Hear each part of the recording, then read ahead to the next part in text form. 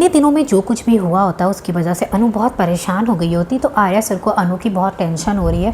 उन्हें लग रहा है पता नहीं अनु ने कैसे ये सब कुछ देखा होगा। तो आर्या सर यहाँ पे अनु के लिए सरप्राइज़ प्लान करते हैं। वो अचानक से कमरे में आते हैं और अनु को गोद में उठा लेते हैं। अनु यहाँ पे शर्मा जाती है, कहती सर ये आप क्या कर रहे हैं। तो यहाँ पे आर्या सर कहते हैं क्यों, अपनी पत्नी को गोद उठाने के लिए किसी को सोचना पड़ता है क्या। और यहाँ पे अनु को गोल गोल घुमाने लगते हैं। उसके बाद यहाँ पे अनु के साथ रोमांटिक डांस करने लगते हैं। अनु बहुत ज़्यादा खुश हो जाती है आर्या सर को इस तरीके से देखकर। और फिर यहाँ पे आर्या सर और अनु दोनों यहाँ पे बहुत ही अच्छे से वो लोग क्वालिटी टाइम स्पेंड करते हुए दिखाई देंगे। दूसरी तरफ देखेंगे यशवर्धन ने जो यहाँ पे कुछ किया होता है, मीरा उसे कमरे में ले गई होती है, फिर उसे डांट लगाना शुरू कर देती है और कहती है अगर तुम चाहते हो मैं तुम्हारी केयर करूँ, तुम्हारी परवाह करूँ, तो चुपचाप से ये सारी हरकतें करना बंद करो। लोग देखेंगे तो फिर मेरे बारे में क्या बोलेंगे। तो फिर से उसे डराना धमकाना शुरू कर देती है और कहती है कि रुक जाओ, कुछ भी हो जाए इस अनु को ना आर्या सर से मैं दूर ही रखूँगी। और यहाँ पे देखेंगे आर्या सर और अनु दोनों एक दूसरे से बहुत देर बातें करते हैं, जहाँ पे देखेंगे आर्या सर को अनु की फिक्र भी हो रही होती कि पता नहीं अनु ने सब कुछ कैसे हैंडल किया होगा, कितना कुछ अनु के साथ हुआ जितने दिन मैं यहाँ पे नहीं था। उसके बाद यहाँ पे अनु सो जाती है और आर्या सर भी सो जाते हैं। दूसरे दिन यहाँ पे देखेंगे कि अनु के मन में फिर से वो सारी बातें आने लगती है। उसे लगता है कि जो कुछ भी हो बात तो सच है, वो औरत जो थी वो राजनंदिनी जी ही थी और मुझे मंगलसूत्र उन्होंने दिया, तो कैसे हो सकता है कि वो राजनंदिनी नहीं थे। अब अनु को लगता है कि वो एक बार फिर से आर्या सर से पूछेगी राजनंदिनी के बारे में। तो उसे लगता है कि मैं पूछूँ तो कैसे पूछूँ। पहले तो बहुत घबरा रही होती है, उसे पता होता है कि अगर मैं आर्या सर से कुछ भी पूछूंगी ना तो वो गुस्सा हो जाएंगे और मुझे नहीं बताएंगे।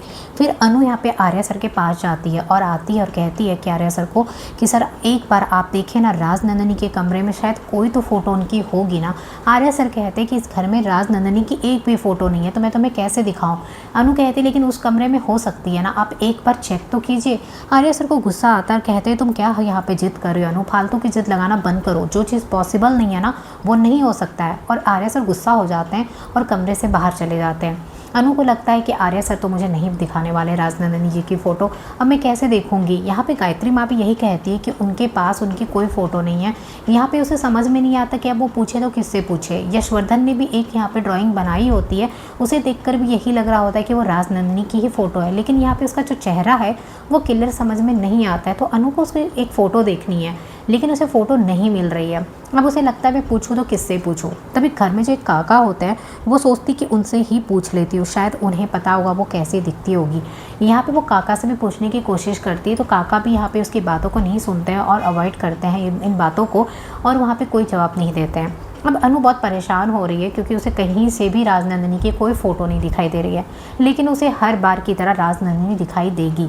कभी वो बच्चे के साथ खेल रही होगी, कभी इधर घूम रही होगी, कभी उधर घूम रही होगी। अनु को समझ में नहीं आ रहा होता कि वो उसे क्यों दिखाई देती है। पहले तो ये उसके मन में बहुत बड़ा सवाल है। अब यहाँ पे देखेंगे कि अनु जो है वो सोचेगी कि मैं ना उसके कमरे में तो जाकर नहीं देख सकती हूँ, लेकिन मैं ना किसी तरीके से यहाँ पे ये जानने की ज़रूर कोशिश कर सकती हूँ वो कैसे दिखती है। तो वो यहाँ पे यशवर्धन से ही कहेगी फिर से एक बार ड्राइंग बनाने के लिए। अब यहाँ पे देखेंगे कि आने वाले वक्त में आपको ये देखने को मिलेगा कि राजनंदिनी कैसी दिखती है, ये खुद राजनंदिनी ही अनु को दिखाएगी। और यहाँ पे ये भी अनु को पता चलेगा आने वाले टाइम में कि अनु ही राजनंदिनी है और राजनंदिनी का रीबर्थ है। अभी फ़िलहाल अनु को कुछ नहीं पता है, लेकिन ये बात भी उसे पता चल जाएगा जब अनु के अंदर बार बार राजनंदिनी आना शुरू हो जाएगी। फ़िलहाल अनु ठीक ठाक है और उसके साथ ऐसा नहीं हो रहा है, लेकिन आने वाले टाइम पे अनु के साथ ये सब कुछ भी होना शुरू हो जाएगा। तब यहाँ पे अनु के सामने ये सच्चाई आ जाएगी कि अनु ही खुद राजनंदिनी है और उसका वो रीबर्थ है। लेकिन ये बात आर्या सर को पता चलने में टाइम लगेगा। आर्या सर को समझ में नहीं आएगा पहले कि अनु के साथ क्या हो रहा है, लेकिन वक्त आने के साथ साथ आर्या सर के पास भी ये सच्चाई आ जाएगी कि अनु ही राजनंदिनी का रीबर्थ है।